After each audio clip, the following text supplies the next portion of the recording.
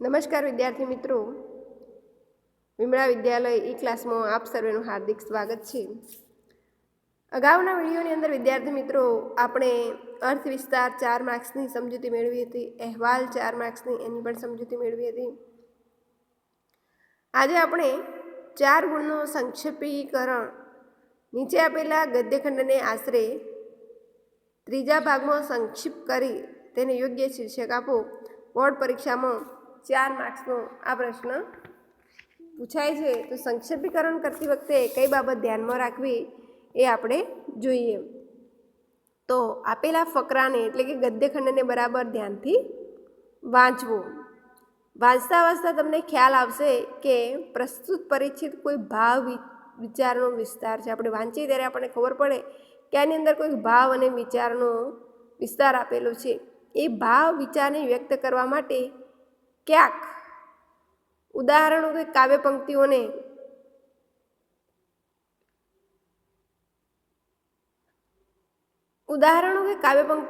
આપણને આપીને વિચારને વધુ સ્પષ્ટ કરવાનો કે સમજાવવાનો પ્રયત્ન કર્યો હોય છે.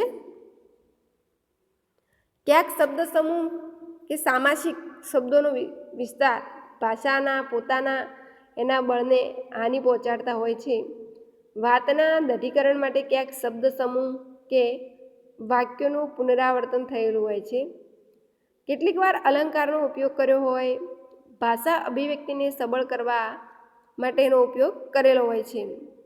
ગદ્યખંડને સંક્ષેપમાં કરતી વખતે આ બધી બાબતોને દૂર કરવાની. કઈ શબ્દ સમૂહ માટે એક શબ્દ આપેલો હોય એ દૂર કરવો, વાક્યનું પુનરાવર્તન થયેલું હોય તો એ વારંવાર પુનરાવર્તન થતા શબ્દો અને વાક્યોને દૂર કરવા, અલંકારવાળી ભાષાને દૂર કરવી,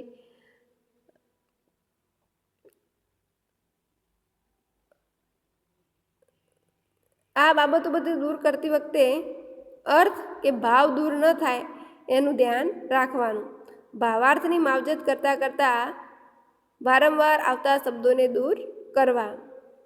સંક્ષેપ શબ્દોનો કરવાનો છે, ભાવ અને અર્થનો સંક્ષેપ ન થાય તેનું ખાસ ધ્યાન રાખવું. આપણે શબ્દોને સંક્ષેપ કરવાના છે, ભાવ અને અર્થ તો ધ્યાન રાખીને એ શબ્દોને દૂર કરતા અર્થ ન દૂર થાય એનું ધ્યાન રાખવાનું. સમગ્ર પરિચ્છેદમાં 120 અક્ષર હોય તો ત્રીજા ભાગમાં સંક્ષેપ કરતાં 40 અક્ષરની સંખ્યા થાય એટલો પરિચ્છેદ તૈયાર કરો. રફ કામો કાચો મુસદ્દો તૈયાર કરો, ફરી વાંચી જાઓ. મૂળ પરિચ્છેદમાં જે વિચાર વિસ્તાર છે તેના શબ્દો ઓછા કરતાં સંક્ષેપ કરતાં કંઈ નુકસાન તો નથી થયું ને. રફ કામ લખો, ફરી વાંચો. મૂળ પરિચ્છેદમાં જે વિચાર આપેલો છે, જે ભાવ આપેલો છે એના શબ્દો ઓછા તો નથી થયા ને, સંક્ષેપ કરતાં કંઈ નુકસાન તો નથી થયું ને, એની કાળજી રાખવાની. આપણે અહીંયા જોઈએ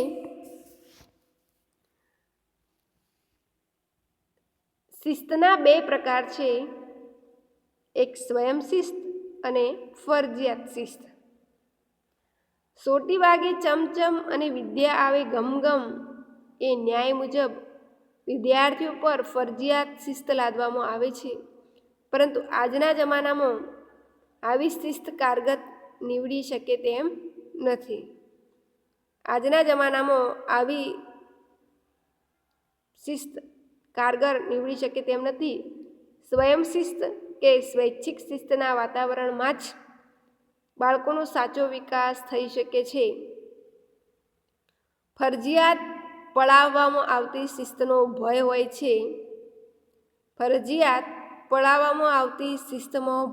છે.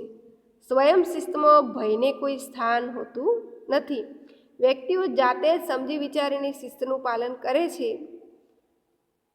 આપણામાં સ્વયં શિસ્તની ભાવના કેળવાયેલી હશે તો અમેરિકા અને ઇંગ્લેન્ડની જેમ આપણા દેશની પણ પ્રગતિ થઈ શકશે.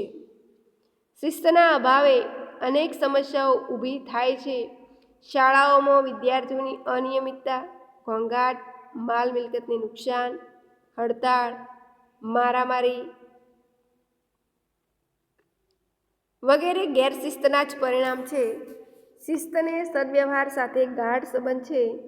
જ્યાં વિનય, વિવેક અને જવાબદારીની ભાવના હોય છે ત્યાં શિસ્ત જળવાય છે અને વાતાવરણ સુખદ બને છે. વિદ્યાર્થી મિત્રો, ફકરો એકવાર વાંચવાથી ન ખબર પડે તો બીજી વાર પણ વાંચો.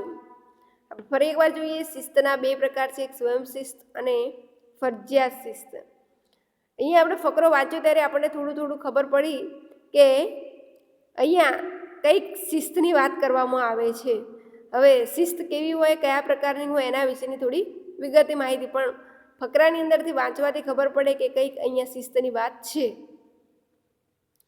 શિસ્તના બે પ્રકાર છે, સ્વયં શિસ્ત અને ફરજિયાત શિસ્ત. સોટી વાગે ચમચમ અને વિદ્યા આવે ગમગમ એ ન્યાય મુજબ વિદ્યાર્થીઓ પર ફરજિયાત શિસ્ત લાદવામાં આવે છે, પરંતુ આજના જમાનામાં આવી શિસ્ત કારગત નીવડી શકે તેમ નથી. શું કહે છે કે આજના જમાનામાં આ શિસ્ત ઉપયોગી નીવડી શકે તેમ નથી. સ્વયં શિસ્ત કે સ્વૈચ્છિક શિસ્તના વાતાવરણમાં જ બાળકોનો સાચો વિકાસ થઈ શકે છે. ફરજિયાત પાડવામાં આવતી શિસ્તમાં ભય હોય છે. સ્વયં શિસ્તમાં વ્યક્તિને ભયને કોઈ સ્થાન હોતું નથી. વ્યક્તિઓ જાતે જ સમજી વિચારીને શિસ્તનું પાલન કરે છે. આપણામાં સ્વયં શિસ્તની ભાવના કેળવાયેલી હશે તો અમેરિકા અને ઇંગ્લેન્ડની જેમ આપણા દેશની પણ પ્રગતિ થઈ શકશે. શિસ્તના અભાવે અનેક સમસ્યાઓ ઊભી થાય છે. શાળાઓમાં વિદ્યાર્થીઓની અનિયમિતતા, ઘોંઘાટ, માલ મિલકતનું નુકસાન, હડતાળ, મારામારી વગેરે ગેરશિસ્તના જ પરિણામ છે. શિસ્તને સદવ્યવહાર સાથે ગાઢ સંબંધ છે. જ્યાં વિનય, વિવેક અને જવાબદારીની ભાવના હોય છે ત્યાં શિસ્ત જળવાય છે અને વાતાવરણ સુખદ બને છે. અહીંયા આપણે સંક્ષેપીકરણ કરવાનું છે, એટલે ત્રીજા ભાગનું લખવાનું છે અને એક ટાઇટલ આપવાનું છે. નીચે આપેલા પ્રત્યેક ગદ્યખંડનો આશરે ત્રીજા ભાગમાં સંક્ષેપ કરી તેને યોગ્ય શીર્ષક આપો. પરીક્ષાની અંદર 4 ગુણનું પૂછાય છે. જો યોગ્ય ટાઇટલ આપો તો એનો માર્ક્સ મળે છે અને બીજું અંદર ભાષાની ભૂલ ન હોય, સરસ અક્ષર અને ક્યાંય અર્થનો સંક્ષેપ ન થતા ભાવ બરાબર સચવાઈ રહે એ પ્રમાણે આપણે કરવાનું છે સંક્ષેપીકરણ. શિસ્તના બે પ્રકાર છે, સ્વયં શિસ્ત અને ફરજિયાત શિસ્ત. સ્વયં શિસ્ત કે સ્વૈચ્છિક શિસ્તના વાતાવરણમાં જ બાળકોનો સાચો વિકાસ થઈ શકે છે. આપણામાં સ્વયં શિસ્તની ભાવના કેળવાયેલી હશે તો અમેરિકા અને ઇંગ્લેન્ડની જેમ આપણા દેશની પણ પ્રગતિ થઈ શકશે. શિસ્તના અભાવે અનેક સમસ્યાઓ ઊભી થાય છે. શિસ્ત અને સદવ્યવહાર સાથે ગાઢ સંબંધ છે. અહીંયા વાત કરતા શું કીધું? સ્વયં શિસ્તની વાત કરવામાં આવી છે કે સ્વયં શિસ્તથી